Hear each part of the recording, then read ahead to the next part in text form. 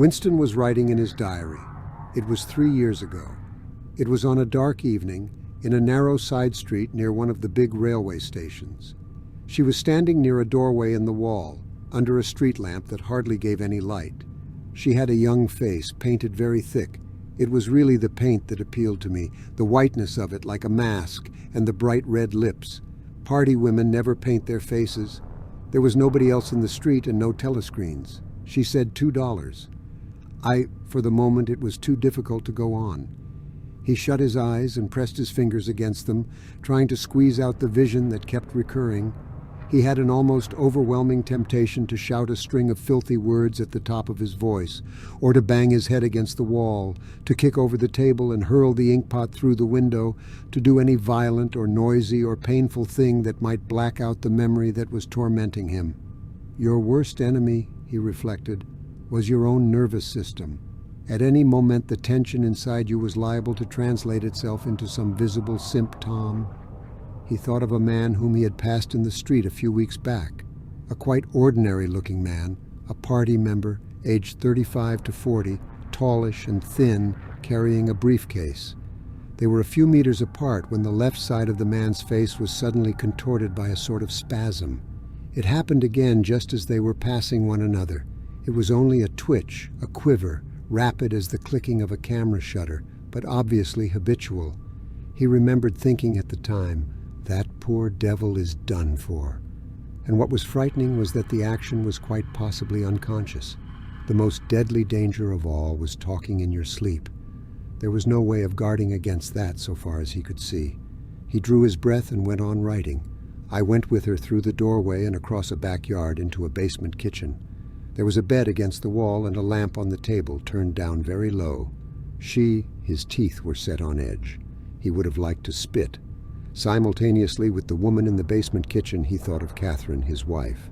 Winston was married, had been married at any rate. Probably he still was married. So far as he knew, his wife was not dead. He seemed to breathe again the warm, stuffy odor of the basement kitchen, an odor compounded of bugs and dirty clothes and villainous cheap scent, but nevertheless alluring, because no woman of the party ever used scent, or could be imagined as doing so. Only the proles used scent. In his mind, the smell of it was inextricably mixed up with fornication. When he had gone with that woman, it had been his first lapse in 2 years or thereabouts. Consorting with prostitutes was forbidden, of course, but it was one of those rules that you could occasionally nerve yourself to break. It was dangerous, but it was not a life-and-death matter. To be caught with a prostitute might mean 5 years in a forced labor camp, not more, if you had committed no other offense. And it was easy enough, provided that you could avoid being caught in the act. The poorer quarters swarmed with women who were ready to sell themselves. Some could even be purchased for a bottle of gin, which the proles were not supposed to drink. Tacitly, the party was even inclined to encourage prostitution as an outlet for instincts which could not be altogether suppressed. Mere debauchery did not matter very much, so long as it was furtive and joyless and only involved the women of a submerged and despised class. The unforgivable crime was promiscuity between party members. But, though this was one of the crimes that the accused in the great purges invariably confessed to, it was difficult to imagine any such thing actually happening. The aim of the party was not merely to prevent men and women from forming loyalties which it might not be able to control. Its real undeclared purpose was to remove all pleasure from the sexual act. Not love so much as eroticism was the enemy, inside marriage as well as outside it. All marriages between party members had to be approved by a committee appointed for the purpose, and, though the principle was never clearly stated, permission was always refused if the couple concerned gave the impression of being physically attracted to one another. The only recognized purpose of marriage was to beget children for the service of the party. Sexual intercourse was to be looked on as a slightly disgusting minor operation, like having an enema. This again was never put into plain words, but in an indirect way it was rubbed into every party member from childhood onwards. There were even organizations such as the Junior Anti-Sex League, which advocated complete celibacy for both sexes. All children were to be begotten by artificial insemination, artsem it was called in Newspeak, and brought up in public institutions. This, Winston was aware, was not meant altogether seriously, but somehow it fitted in with the general ideology of the party. The party was trying to kill the sex instinct, or, if it could not be killed, then to distort it and dirty it. He did not know why this was so, but it seemed natural that it should be so. And as far as the women were concerned, the party's efforts were largely successful. He thought again of Catherine. It must be 9, 10, nearly 11 years since they had parted. It was curious how seldom he thought of her. For days at a time he was capable of forgetting that he had ever been married. They had only been together for about 15 months. The party did not permit divorce, but it rather encouraged separation in cases where there were no children. Catherine was a tall, fair-haired girl, very straight, with splendid movements. She had a bold, aquiline face, a face that one might have called noble until one discovered that there was as nearly as possible nothing behind it. Very early in her married life he had decided, though perhaps it was only that he knew her more intimately than he knew most people, that she had without exception the most stupid, vulgar, empty mind that he had ever encountered.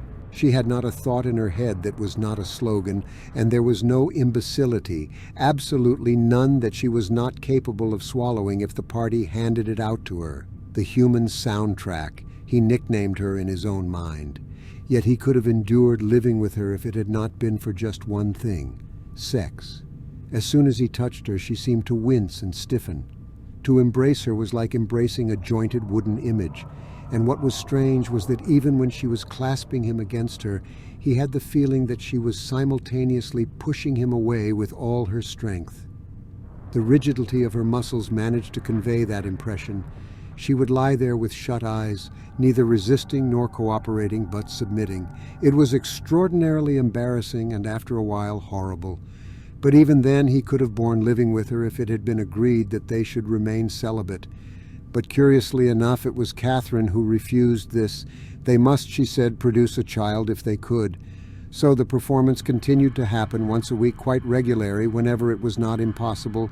She even used to remind him of it in the morning as something which had to be done that evening and which must not be forgotten. She had 2 names for it. One was making a baby, and the other was our duty to the party. Yes, she had actually used that phrase. Quite soon he grew to have a feeling of positive dread when the appointed day came round, but luckily no child appeared, and in the end she agreed to give up trying, and soon afterwards they parted. Winston sighed inaudibly.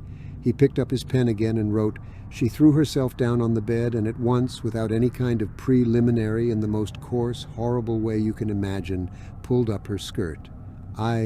He saw himself standing there in the dim lamplight, with the smell of bugs and cheap scent in his nostrils, and in his heart a feeling of defeat and resentment, which even at that moment was mixed up with the thought of Catherine's white body, frozen forever by the hypnotic power of the party. Why did it always have to be like this? Why could he not have a woman of his own instead of these filthy scuffles at intervals of years? But a real love affair was an almost unthinkable event. The women of the party were all alike. Chastity was as deep ingrained in them as party loyalty.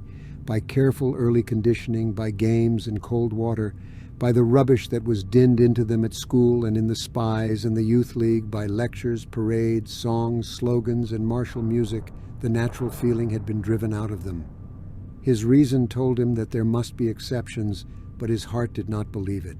They were all impregnable, as the party intended that they should be.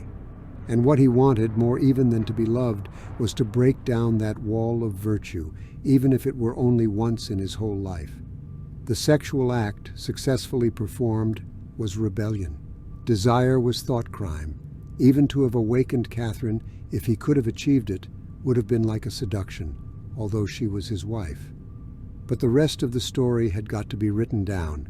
He wrote, "I turned up the lamp. When I saw her in the light, after the darkness, the feeble light of the paraffin lamp had seemed very bright. For the first time he could see the woman properly. He had taken a step towards her, and then halted, full of lust and terror. He was painfully conscious of the risk he had taken in coming here. It was perfectly possible that the patrols would catch him on the way out. For that matter, they might be waiting outside the door at this moment.